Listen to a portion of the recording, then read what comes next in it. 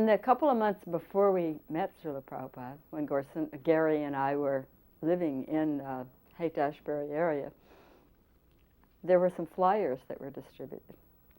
And they said things like, the Swami is coming to town. Chant and be high forever, this sort of thing. I'm sure you've heard of them. And I remember Gary looking at one of these flyers that said, the Swami is coming to town, and him saying, well, when this Swami comes to town, we'll go see him and we'll do whatever he says to do. It's just, the whole thing was such a mystical, incredible experience, in that we were actually very well situated at miles away, 1,500 miles away in Texas, and we were drawn there. And I think this is true of many other people. So then we went to Frederick Street and found out about when the classes were and so forth. Made an appointment with Srila Prabhupada and Mukunda Das, who later became Mukunda Goswami, arranged for us to visit Srila Prabhupada. So in our first meeting with him, private meeting with him, he took us up to his apartment. I remember waiting pensively to meet Srila Prabhupada. He brought us in, and Srila Prabhupada was sitting in, those little bay windows that they have in San Francisco, these apartments with bay windows. He was sitting in a sunlight, looking very effulgent and very peaceful. And he sat in a chair, and there was another chair opposite. I think he sat in the lounge chair, and I sat in the rocking chair, or vice versa. I can't remember that one point, but we were opposite one another. And Gary, sat on the floor. And he began to ask us questions all about our lives, what we were doing, who we were, where we had come from. He was very personally interested in us. And I mean, he was very personally interested in each of his disciples, each of his students. But he asked us, if we were students, what we were studying. We told him we had been studying art and that we were artists. He asked about our parents, our family, so many things. In the course of the conversation, I told him that I had studied art in Europe and that I had traveled all over Europe and studied in various places. And he was quite surprised. He raised his eyes and said, "Oh, you have traveled so much?" Because I was very young. I looked like I was 16. I was actually 19 or 20. And I said, "Yes, Srila Prabhupada. Yes." He wasn't called Prabhupada yet. "Yes, but none of it has made me happy." And he smiled and said, that is required. To actually be disgusted with material life. At the time of the initiation, there were no saris, there were no social customs, none of these things. And I had been an art student, and art students wear jeans. So I was actually initiated in blue jeans. Well, actually, they were beige jeans with paint stains on them. It didn't seem to matter to Srila Prabhupada, but that was what our life was like at that time. When I tell people I was initiated in jeans, they're just amazed. But most of us, we didn't know what saris were yet. So during my initiation, I remember watching the ceremony and seeing him putting the flower, putting the colored dyes, and putting the, making the fire, building the fire. And I remember thinking, what is this? What is the depth of the meaning of this? What is really going on? In other words, I didn't have the kind of, I didn't have the background. I mean, there was no Bhagavad-gita printed yet, for one thing. The only thing we had were Prabhupada's 3 books. So we did read those right away. And the first job that he gave us was painting a great big 4-foot by 4-foot Radha Krishna painting. But during my initiation, I had some misgivings. So then after the initiation, I went to see Srila Prabhupada, and I went upstairs to visit him. And I told him that I didn't feel liberated. I thought that when I got initiation, by golly, it was going to be nirvana immediately. I was going to be liberated. And he was very patient with me. He said, yes, just see the fan over here. There was a fan sitting in the corner. If I unplug it, it may spin a few more times, but because it has been unplugged, it will stop eventually. So it's like that. Your material life, although it may not cease immediately, because it has been unplugged, it will spin a few more times. But just do the process as I told you. So he explained it very beautifully, very, very gently. Srila Prabhupada immediately engaged us as artists. He knew that we were art students before, so his very first project was to have me paint a great big 4-foot by 4-foot painting of Radha Krishna from the cover of his Srimad Bhagavatam. Then he had me paint a great big 4-foot by 3-foot painting of him sitting on the Vyasasana with a painting of Lord Chaitanya dancing in Sankirtan party hanging behind him in the picture that I painted, and specifically with Lord Chaitanya's foot touching his head. So those are the paintings that he started us on. And what I found so significant in this is that Srila Prabhupada engaged people in the work for which they had a natural propensity. He always found, and this gave the person a taste for devotional service because they already had that inclination. Another very significant thing happened in Boston. Swamiji became Srila Prabhupada.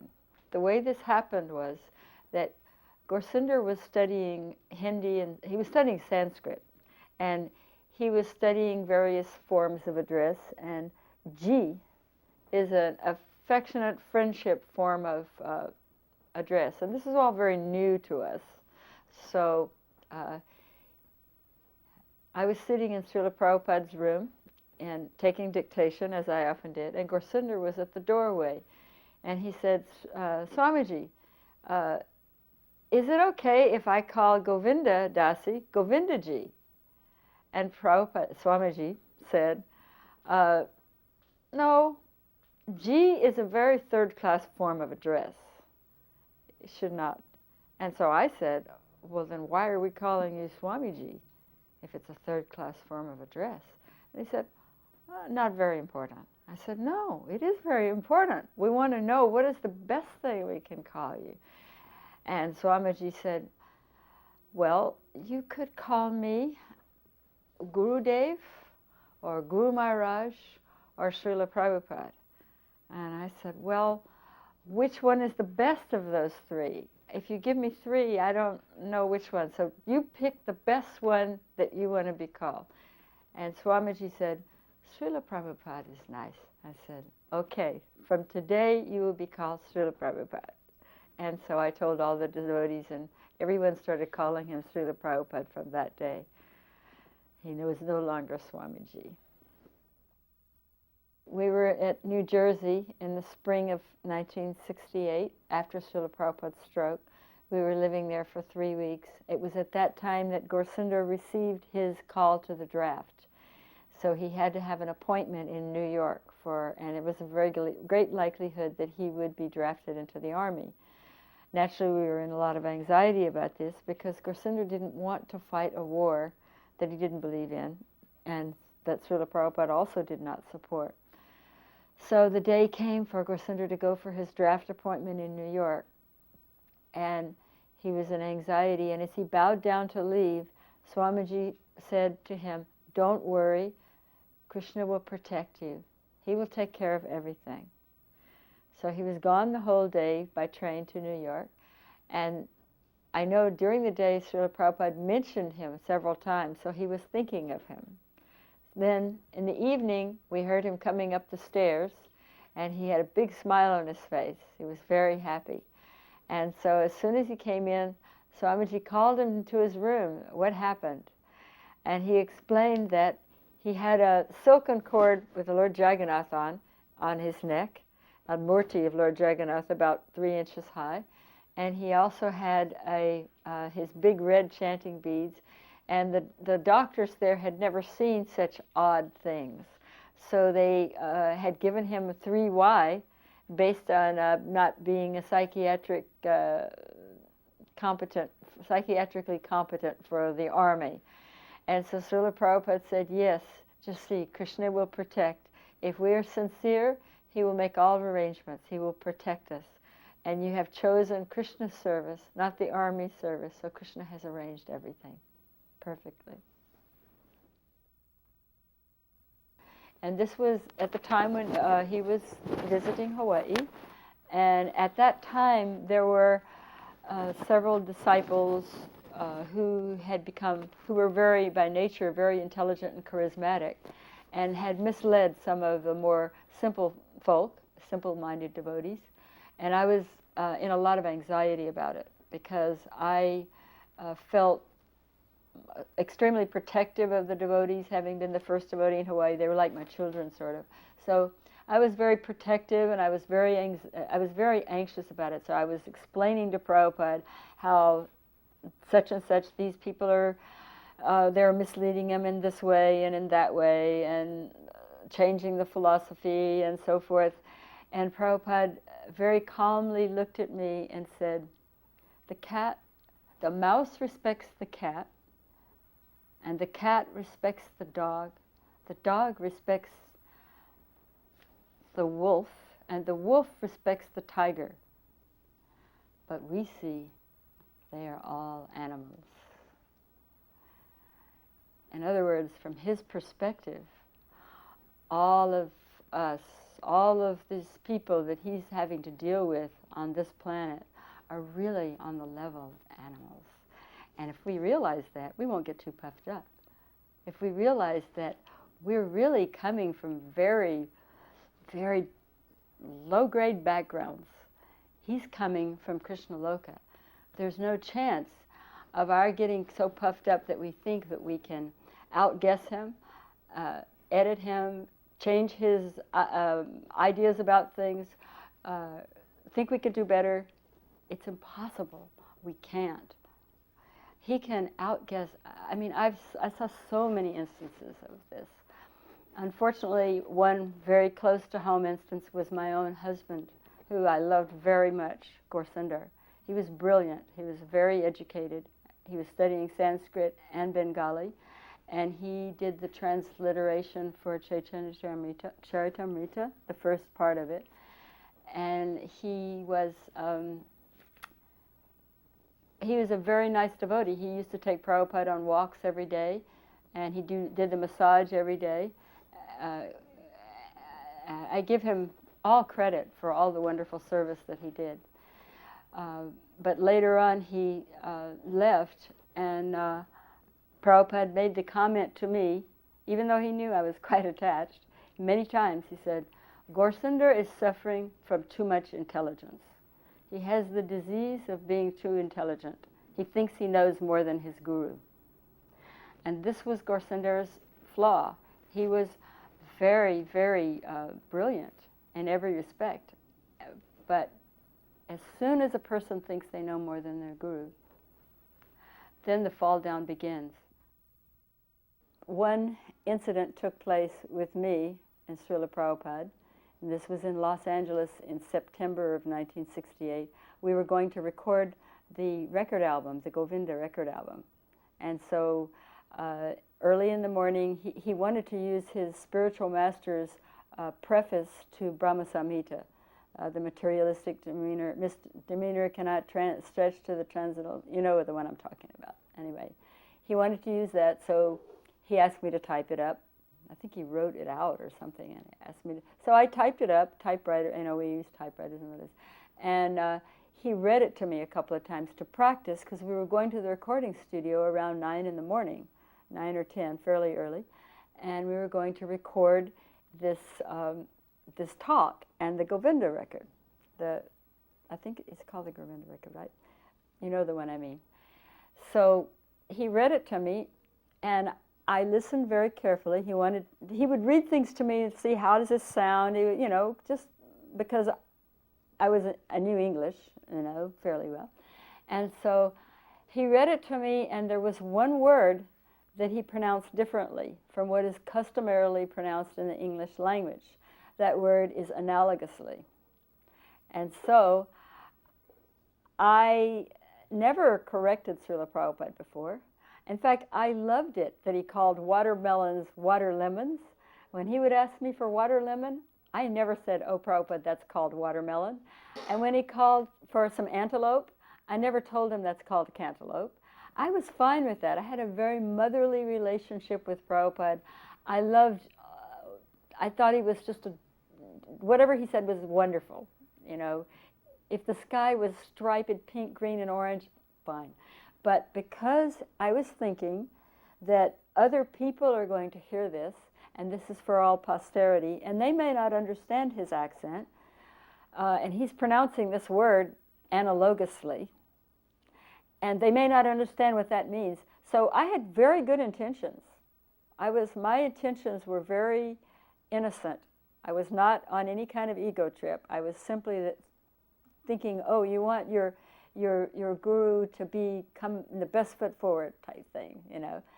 So I said, Srila Prabhupada, I think that word is pronounced analogously. He looked at me and said, you pronounce it your way, and I'll pronounce it my way. We were in Hawaii at the Honolulu temple, and I was making deities. And he had spent a great deal of time explaining how he wanted the Gornitai deities made, and there was a devotee sculptor there, one of his disciples who was a sculptor. And he gave us elaborate instructions of what to do. And after all of his elaborate instructions, the sculptor devotee asked, my wife would like to make silk, but in order to make silk, you have to kill the silkworms. So is this okay? And so Srila Prabhupada, I don't actually recall what he said about the silk. But after this devotee left, he expressed that he was annoyed because that he was giving one instruction, and instead there was a talk of making silk, and he said these Western disciples, they are so creative. Next they will be asking me if they can kill cows to make mridungas. Srila Prabhupada gave classes each morning in the Frederick Street Temple and would always ask for questions at the end of the class. But he wanted questions that were relevant. One morning I wanted to hear the story of Lord Chaitanya falling in the water. It wasn't really relevant to the class, so I was kind of shy about asking it. But anyway, I raised my hand and I asked, I said, well, this isn't really relevant, but could you please tell the story about Lord Chaitanya falling into the water? And Prabhupada went into ecstasy. I didn't know what was going on. He became totally quiet for about 5 minutes. And I was like, oh gosh, what have I done wrong now? I was really worried. And then he came out and he said, yes. And he told the story of Lord Chaitanya falling in the water. And afterwards, all the devotees were saying, didn't you see there were tears running down his face? Tears were coming down, and he was completely in ecstasy. And I marveled on that, and I began to see that here he's in the Western world, and Western children, we were just like children to him, were asking him about Lord Chaitanya, and it gave him great pleasure, it gave him great joy. One very significant thing happened in Boston in 1968. We had a new Back to Godhead, and it had it was in May, because we were in Boston in May of '68. This particular Back to Godhead had an ad on the back cover. It looked very slick, at least graphics for those days, and it had a picture of Prabhupada, black and white, and said, "This man changed the world." It looked pretty slick. Prabhupada called me in his room and handed it to me and said, "Look at this." And I was like, okay, I'm looking at it. What's wrong with it? And he said, this is very bad. This is very serious. The spiritual master should never be referred to as a man. This is the beginning of fall down. This consciousness to view the spiritual master as an ordinary man, as a man, to even call him a man, this is the beginning of fall down. Call Rai Rama. Rai Rama was responsible, I think, Rai Rama, Jayadvaita, there were several in Boston at that time. Rai Rama was in charge, I believe. I'm not really sure of the person responsible for it, but I think it was Rai Rama. In any case, that's not the issue. The issue is that Prabhupada was very, very seriously affected by this. And his explanation was that one should never, ever refer to or consider the spiritual master on the level of a man. When we were in Montreal, Srila Prabhupada had asked the London Yatra to go to London and open a temple. That consisted of Malati and her husband Shamsundar, and Jamuna and Guru Das, and Mukunda and Janaki. So they flew from San Francisco to Montreal to see Srila Prabhupada before going to London. Malati had just had a baby, Saraswati. And of course they came to see Srila Prabhupada, and Malati's baby was on her hip. She was always dancing with the baby. I was always amazed, legs and arms were kind of flopping. The baby was on her hip when she would be dancing in kirtan. And when they came to see Srila Prabhupada. Srila Prabhupada took the baby, little baby Saraswati, held her up over his head and said, "So, do you remember me? I'm your old friend." And of course, Srila Prabhupada indicated on many occasions that these children are so special. These children are children that have been brought in to spread Lord Chaitanya's movement, that have come from higher places, demigod lokas or higher dimensions, or who knows where they came from, but they've been brought in by Srila Prabhupada's request to spread Lord Chaitanya's mission. And I think one of the most important things that we can do in our lives is to let the children know this, how much Srila Prabhupada counted on them, how much he cared about them, and how important they are to him. Whatever has happened is unfortunate, but this is a very important part. He loved the children very, very much. He taught them, he wanted to teach them everything. When I was in Dallas, many years later, he was there for several days in Dallas. He gave lectures. Dayananda was the headmaster at the time. He gave lectures. Every lecture was about teaching them with love, disciplining them only with love. If you love them, they will respond. They will want to do things properly, not with a heavy hand, but with love. Those lectures, I'm sure, we recorded and are available.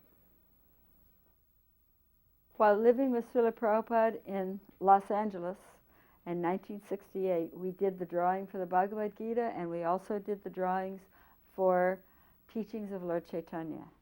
The drawings for Teachings of Lord Chaitanya, they took quite a while. There were 5 of them. Srila Prabhupada supervised every aspect of them. There was a picture of the Nawab coming to visit the Goswamis, the Rupa and Sanatan. There was a picture of Jagannath with Lord Chaitanya in the Jagannath temple.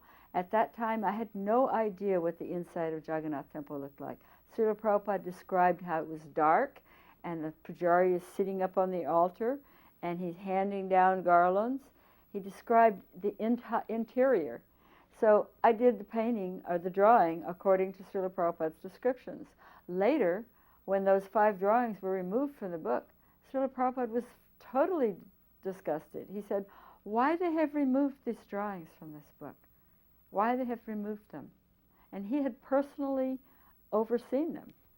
And so far as the other illustrations, the illustrations to Krishna book, one of his statements about that, when he saw that they had been removed, was, "Why they have removed these paintings? Those paintings, those early paintings were full of bhakti. They were full of bhakti. The mood was very special, even though the technical quality of the paintings might not have been perfect." So in Montreal, it was Srila Prabhupada's birthday, and I decided to make a cake for him and celebrate it like Westerners do. So I baked a nice cake, 2-layer cake, frosted it, and put some candles on it, not 72, but a bunch of candles, and lit them all, and then brought it into his room. And as I brought it into his room, his eyes were big, and he said, oh, he was very surprised to see me carrying a flaming cake. So I put it on the altar and offered it, and then I brought it over to him and said, Srila Prabhupada, this is how we celebrate birthdays in America, and so if you blow out all the candles, you can make a wish. And so he blew out all the candles, but you don't have to tell anybody what you wish for. And so he blew out all the candles, and then I said, well, you don't have to tell anybody. He says, well, I wish only for Krishna service.